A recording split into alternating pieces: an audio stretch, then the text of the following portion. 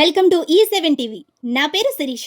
ARS party అధ్యక్షులు జంజనం కోటేశ్వరరావు తాడికొండ మండలం నిడుముక్కల గ్రామంలోని తన నివాసం తను నిర్వహిస్తున్న రిలే నిరసన దీక్ష 14 రోజుకి చేరుకోవడం మీడియా మిత్రులకి కూటమి ప్రభుత్వానికి ప్రతిపక్ష పార్టీలందరికీ కూడా నమస్కారాలు. అయితే ఈరోజు ఒక ఏఆర్ఎస్ పార్టీ రైతుల కోసం, రైతు కూలీల కోసం ఈ జేకేఆర్ 314 రోజుల నుంచి పోరాటం చేయడం జరుగుతూ ఉంది. రిలయన్స్ దీక్ష సెకండ్ కూలీల మీద ఎకరం 5 కోట్ల నుంచి 10 కోట్లైన భూములన్నీ కూడా పూర్తిగా అడిగేవాళ్ళు లేకుండా అయిపోయే విధంగా చేశారు. ప్రతిసారి ఫస్ట్ చేసిన ఫస్ట్ కూలింగ్ అని, రెండోసారి చేసినప్పుడు రెండోసారి కూలింగ్ అని, మరి జగన్ గారు చేసినప్పుడు ఆయన 3 రాజధానులని, ఈ విధంగా ప్రతిసారి కూడా ఇక్కడ అన్యాయం చేస్తున్నారని చెప్పి మేము పోరాటం చేయడం జరుగుతూ ఉంది. దీని మీద మీడియా మిత్రుల ద్వారాగా మన స్టేట్ గవర్నమెంట్ కానీ సెంట్రల్ గవర్నమెంట్ కానీ తీసుకెళ్ళి ఇక్కడ రాజధాని డెవలప్ అయితే వీళ్ళు పెట్టేది రూపాయి అయితే 100 రూపాయల ఆదాయం వస్తుంది. అంటే ఇక్కడ లక్ష కోట్లు రైతు భూములే రాజధాని పెట్టుకోవాలి. వాస్తవంగా ఇక్కడ భూములు తీసుకున్నారు, ఏఎస్ఆర్ కంపెనీ పెట్టుకున్నారు, పెట్రోల్ పెట్టుకున్నారు.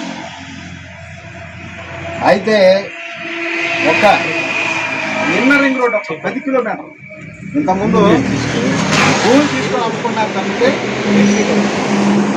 ఇక్కడ ప్రత్యేకంగా డబ్బులు పెట్టేది ఏమీ లేదు. వాళ్ళు ప్రభుత్వం వచ్చిన భూములు అమ్ముకొని పెట్టుబడి మాత్రమే పెడుతున్నారు. వాటిలో కూడా మొత్తం కూడా పెట్టుబడి పెడతారు. కొంత వాళ్ళు వాడేసుకుంటున్నారు, కొంత వేరే సార్లు పెట్టుబడి పెట్టుకొని ఈడ కొంత మాత్రమే పెట్టుబడి పెడతా ఉన్నారు ప్రతిసారి కూడా. అయితే చిన్న కాకాని దగ్గర నుంచి హరిశ్చంద్రపురం అంటే వైకుంఠపురం దాకా ఇన్నర్ రింగ్ రోడ్డు ఒక్క 13 కిలోమీటర్లు ఇన్నర్ రింగ్ రోడ్డు తిన్నానండి. ఆ పక్కన కనీసం 100 కోట్లు అండి. అక్కడోళ్ళు చీటు 20 కోట్లు కొండ, ఇంకో సాటికి వెళ్ళి 10 కోట్లు కొండ. శ్రీకాకుళం నుంచి చిత్తూరు దాకా దాదాపు మొత్తం కూడా మన రాష్ట్రంలో మినిమం 5 కోట్లు తక్కువ ఎక్కడ ఉన్నది ఎక్కడ. అంటే రాష్ట్రం అంతా డెవలప్ అయితే రాష్ట్రం అంతా రైతులు బాగుపడతారు, రైతు బాగుపడితే అందరూ బాగున్నట్టే, రైతు కూలీలు కానీ ప్రజలు కానీ అందరు కూడా. సంవత్సరానికి 50,000 కోట్ల రెవెన్యూ ఆదాయం వచ్చింది. ఏదైనా కానీ రాజధాని డెవలప్ అయితే సంవత్సరానికి 1,00,000 కోట్లు ఆదాయం వస్తుంది. గతంలో కూడా సీఎం గారు చెప్పారు, ఒక రియల్ ఎస్టేట్ ఆగిపోతే సంవత్సరానికి 30 రకాల ఆదాయ వనరులు కోల్పోతున్నాం. మరి ఇప్పుడు ఆయన చేస్తున్నా కూడా అదే, మళ్ళీ సెకండ్ కూలింగ్ కాదు. ఆయన 3 రాజధానులు, ఈ సెకండ్ కూలింగ్ అన్నాడు, అంతే తేడా. ఎందుకంటే ఒక్క 13 కిలోమీటర్ల రింగ్ రోడ్ ఇస్తేనే రణరంగం సృష్టించినట్టుందన్నమాట. మామూలు కాదు. రైతులందరూ అర్థం చేసుకొని కూడా భూములు వేయకుండా ఆగారు, సంతోషంగానే ఉంది. అయితే రాజధాని డెవలప్ అవ్వడానికి భూసేకరణ, భూస్వామీకరణ 2 ప్యాకేజీలు అడుగుతాం. 2 ప్యాకేజీ ఇస్తే పొలం వేయడానికి రైతులు సిద్ధంగా ఉన్నారు.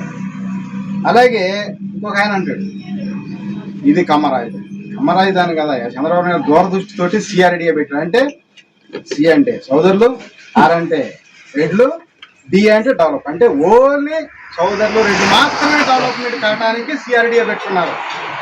ఇది వాస్తవం కాదా? జగన్ గారికి తెలీదా? అందరికీ తెలిసింది. కానీ వైసీపీ కానీ, టీడీపీ కానీ, జనసేన కానీ, బీజేపీ కానీ, కాంగ్రెస్ పార్టీ కానీ, గ్రామ స్థాయి నుంచి మండల స్థాయి, జిల్లా స్థాయి, రాష్ట్ర స్థాయి వరకు కూడా ఏ నాయకుడైనా సరే ఇది ప్రశ్నిస్తున్నారా? ప్రతిసారి వాడు కొనుక్కోవటం, తక్కువలో రేట్లు పెంచి అమ్మేసు. తీరా రైతులు